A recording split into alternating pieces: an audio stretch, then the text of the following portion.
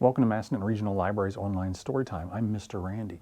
We're going to open with a rhyme this morning, put your hands up high. So can you put your hands up high? Put your hands up high, put your hands down low. Put your hands in the middle and wiggle just so. Put your elbows in front, put your elbows in back. Put your elbows to the side and quack, quack. Today we're going to be reading 3 Nicholas Oldland books. The first one is Big Bear Hug. There once was a bear so filled with love and happiness that whenever he roamed the forest and came across another living thing, he would give it a hug. Everywhere he wandered, the bear shared his love, hug by hug. He even hugged creatures that bears have been known to eat. This bear could meet the roundest little rabbit and he would just stop, smile, and give it a great big hug. No animal was too big, too small, too smelly, or too scary to hug. But what this bear loved to hug most were the trees. The bear never met a tree he did not like. Big trees, little trees, apple trees, pear trees, peach trees. This bear hugged them all. One day, while the bear was trying to hug a beaver and a tree at the same time, he noticed a man with an axe walking into the forest. The bear followed the man until he stopped at one of the tallest, oldest, and most beautiful trees in the forest. The man spent so much time looking at this magnificent tree that the bear thought he must love trees too. But to the bear's horror, the man started to chop the tree down. For the first time in his life, the bear didn't feel like hugging at all. Look at him. Then, just as he was about to sink his teeth into the man, the bear stopped. He realized that no matter how angry he was, he simply could not eat the man. It just wasn't in his nature. The bear sighed, and then he decided to do what he did best. He gave the man a hug. Look at the man's expression. He's so surprised. The man was not used to getting real big bear hugs, so once the bear let go, the man dropped his axe and ran far, far away. And do you know what the bear did next? The bear smiled and gave the tree a great big hug. The tree felt much better. The end. The next book we're going to read is The Busy Beaver. There once was a beaver who was so busy that he didn't always think things through. This beaver's carelessness was becoming a problem. His dams leaked and he always made a mess of the forest. He left trees half chewed, and worse, he felled more than he needed. Look at the forest. Perhaps worst of all, the beaver went about his work with so little thought that a tree landed right on top of a bear. And once he even chewed a moose's leg thinking it was a tree.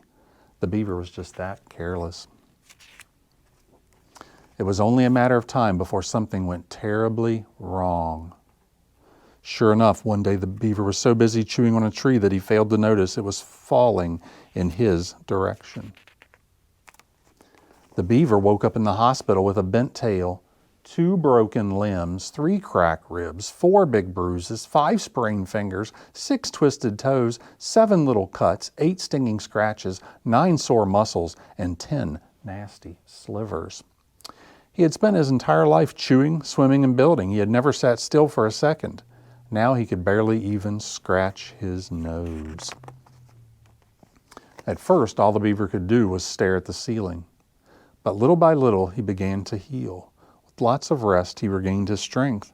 And before too long, he was trying out a pair of crutches.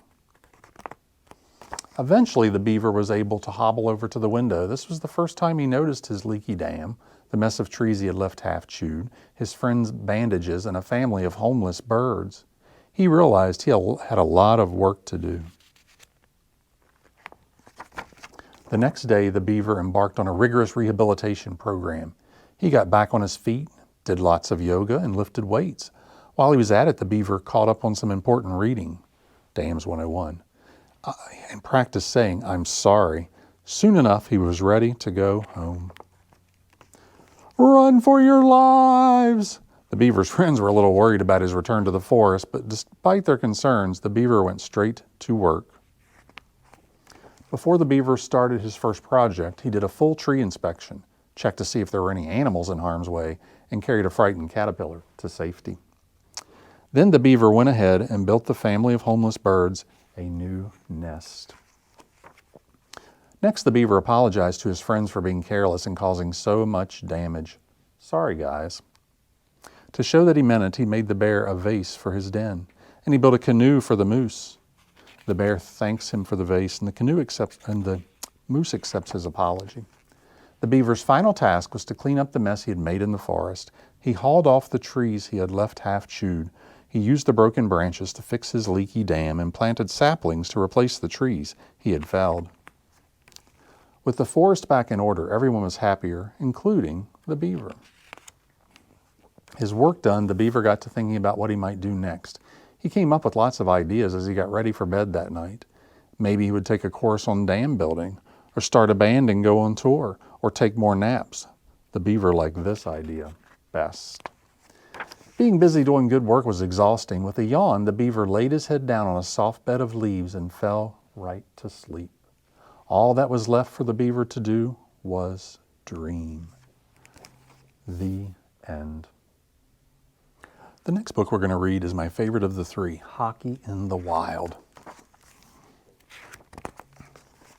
One particularly cold day, the beaver was getting ready for his morning dip in the lake. He checked the wind speed, he removed his floaty, did his stretches, put on his bathing suit, and prepared to enter the water. Except the water wasn't water, it was ice. The beaver quickly called his friends to tell them the news. "Lace up, the lake is frozen." "Tell Beaver I'm sleeping," says Bear. The bear and the moose ran down to the lake and they all jumped onto the ice. But they discovered that the ice wasn't quite thick enough to play hockey. Determined to play, the next morning they returned to the lake better prepared.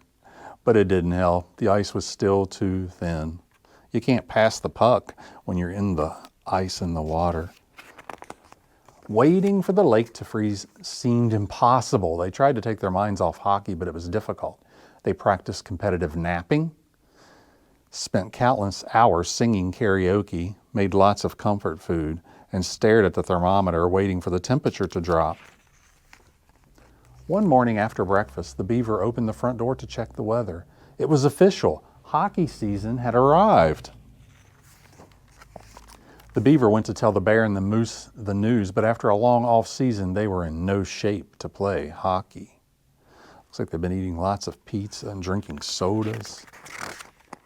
They had a lot of work to do. They began with an intense 5-day workout, ate kale for breakfast, lunch, and dinner, showered, sharpened their skates. Finally, fit, confident, and prepared, they headed to the lake. Not wanting to repeat their earlier mistakes, they took all the necessary precautions. First, the bear threw a giant boulder onto the ice to see if it would crack. Next, the beaver measured the thickness of the ice. Then, as a final test, they sent the moose out onto the frozen lake. "Don't worry, I've got you," says Bear. And the ice held strong. Satisfied that it was safe to play, the bear and the beaver quickly laced up and joined the moose on the frozen ice. Game on. The bear, the moose, and the beaver played fast and wild. They shot, glided, tripped, flipped, and sometimes crashed. And when everyone was in position on the attack, you could hear the three friends shout, "He shoots! He scores!" As the sun set and the stars filled the sky, the bear, the moose, and the beaver kept on playing. It seemed like nothing could stop them now, except maybe the spring thaw. But that was a long way off. The end. We're going to wrap up with our zoom, zoom, zoom rhyme today. Can you put your hands together and make heat like a rocket? Zoom, zoom, zoom, we're going to the moon. Zoom, zoom, zoom, we're going to the moon. If you want to take a trip, climb aboard my rocket ship. Ready? 5, 4, 3, 2, 1, blast off!